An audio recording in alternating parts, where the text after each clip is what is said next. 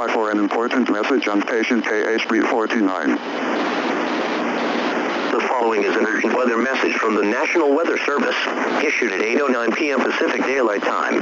The National Weather Service in the San Francisco Bay Area has issued a special marine warning for coastal waters from Point Reyes to Pigeon Point, California, out to 10 nautical miles over Pacific waters until 8:45 p.m. Pacific Daylight Time. At 8:09 p.m. Pacific Daylight Time, National Weather Service Doppler radar indicated a thunderstorm, producing severe winds in excess of 50 knots over coastal waters from Point Reyes to Pigeon Point, California, out to 10 nautical miles, or about over Moss Beach, moving northeast at 20 knots. This severe thunderstorm will otherwise remain away from significant coastal landmarks over the indicated area. Mariners can expect gusty winds, high waves, dangerous lightning, and heavy rains. Boaters should seek safe harbor immediately until the storm passes. Thunderstorms can produce sudden water spouts.